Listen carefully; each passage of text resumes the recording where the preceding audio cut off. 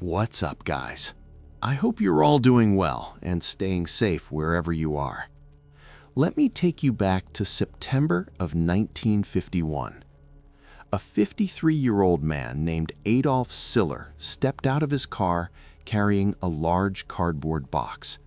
He walked toward a modest house in Winston-Salem, moving slowly up the path and into the room where his two 21-year-old daughters were waiting.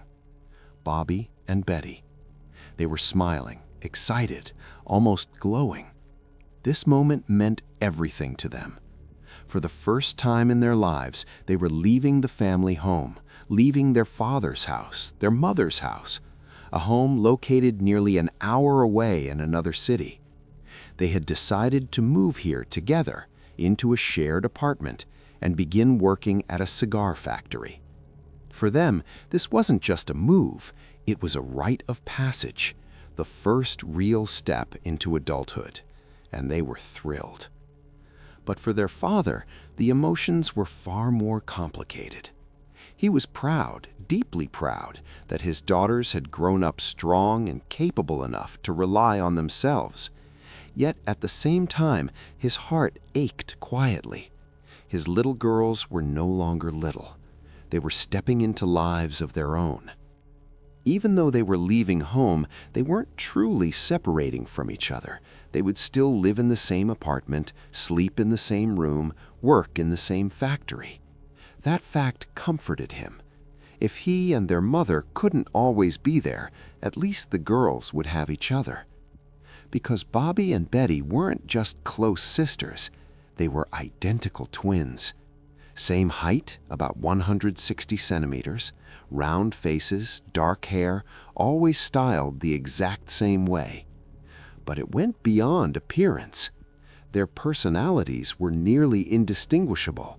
Their interests, their hobbies, their habits, almost as if they were intentionally mirroring one another. They were social, outgoing. They played music, sang in the school choir, maintained good grades. But there were things about them that were harder to explain. They got sick at the same time, even with uncommon illnesses. Once, for example, Bobby developed a painful abscess near one of her teeth. She was miserable. And shortly after, Betty developed the exact same issue, in the exact same place, at nearly the same time. No logical reason. And whenever something caused even the slightest difference between them, they corrected it. When Bobby had to start wearing glasses due to weak eyesight, Betty, whose vision was actually fine, insisted on wearing glasses too. She didn't need them. She just needed to look like her sister. Even their decision to move out had to be synchronized. Same job, same factory, same room. Adolf and his wife secretly hoped that independence might finally create just a little separation between them, something healthy, something normal. But as he placed the final box on the floor and looked at his daughters standing there, identical in a way that felt almost unsettling, he had no idea how far beyond close their bond would eventually go. At that moment, though, he felt peace. This was just another life transition, he told himself. They would lean on each other for now, slowly grow into adulthood, eventually marry, build separate lives. That was the natural order of things. After a few minutes, he hugged them and said, "That's it, I'm heading home. God bless you both. Call me whenever you need me. I love you." And then he drove away. 2 years later, Adolf was straightening the tablecloth at home. His wife was finishing dinner in their small house in the city of Berliner in North Carolina. It was the weekend. Their daughters usually came to visit every week, so when there was a knock at the door, Adolf felt a rush of excitement. Of course, he thought, it's Bobby and Betty. He opened the door, but standing there was only Bobby, alone. Betty wasn't with her. "Where's your sister?" he asked immediately. "In the car?" "No," Bobby said quietly. She was alone, and something was wrong. She looked deeply sad, drained, almost hollow. "What's wrong, sweetheart?" he asked. "I hated working at the factory. I couldn't stand it. I quit. I'm coming home to live here." "And Betty?" "She's staying. She likes it. She'll keep working. She'll live there alone." For her father, this was shocking. The twins had never done anything separately. Even if one disliked something, the other endured it. But this, one leaving, one staying, it felt unnatural. Still, he told her she was always welcome. He asked why Betty didn't at least come for the weekend. "She didn't want to," Bobby replied. That uneasy feeling deepened. Bobby went inside, but she refused dinner. She went to her room, closed the door, and didn't come back down. From that day forward, for nearly 2 years, Bobby remained almost entirely locked inside that room. She barely spoke, barely left, offered no explanation for quitting her job. She stopped contacting friends, made no new ones, didn't look for work, didn't seek opportunities. It was as if she had surrendered completely. Yet every weekend, something strange happened. When Betty arrived to visit, Bobby transformed. The moment her sister walked through the door, Bobby became her old self, laughing, social, lively, as if nothing had ever happened. No resentment, no distance. Perfect harmony. But once Betty returned to the factory, Bobby retreated again. Door closed. Silence. It became painfully clear. Bobby could not function without her sister. And things were about to get worse. One Friday, 2 years after Bobby had returned home, Betty suddenly arrived and announced she had quit the factory too. She was moving back home. Oddly, their parents felt relief. Maybe things would return to normal. Maybe the girls would be happy again. But that didn't happen. Yes, they reunited, but the bond became darker, more intense, more disturbing. They moved into Bobby's room together, locked the door, and stayed inside nearly 24 hours a day. They stopped working, stopped socializing, stopped living. They slept in the same bed, walked shoulder to shoulder, literally pressed together. Their movements became synchronized in a mechanical way. If one lifted a spoon, the other lifted hers at the exact same moment.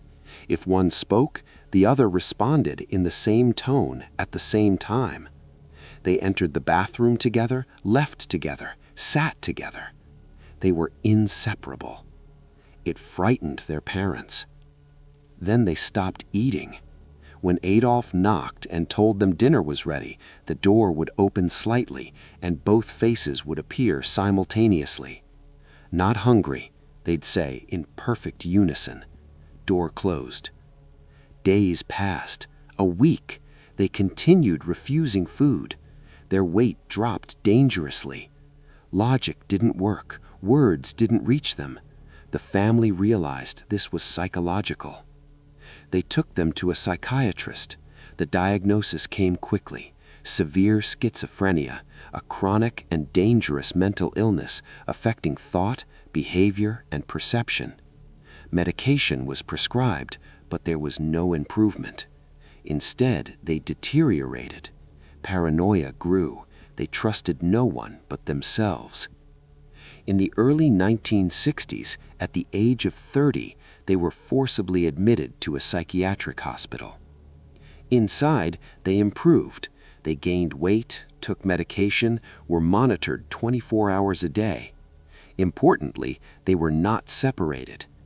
After weeks, they were released, but the moment they returned home, they collapsed again. This cycle repeated over and over: hospital, improvement, release, collapse. Eventually, doctors concluded something radical. Either their bond was the root cause, or their extreme psychological dependence on each other was. A decision had to be made. On April 11th, 1962, they were admitted again. But this time, they were separated, placed in completely different wings, for the first time in their lives. They screamed, begged, cried, but the hospital insisted it was necessary. Just after 12:30 a.m. on April 12th, Adolf's phone rang. A doctor's voice trembling, words that barely made sense. Then finally, both daughters were dead. At 12:59 a.m., a nurse found Bobby dead in her bed. 5 minutes later, a doctor found Betty dead in hers, in another wing. No illness, no violence, no explanation.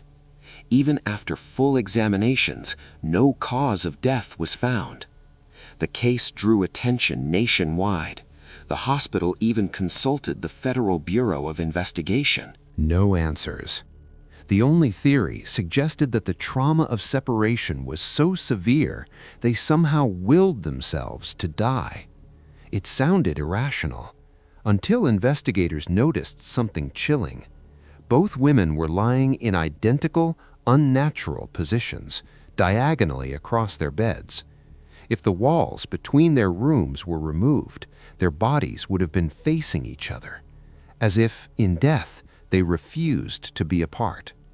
To this day, their official cause of death remains unknown, and their story remains one of the most disturbing examples of a bond that went far beyond love, far beyond psychology, into something that still has no explanation.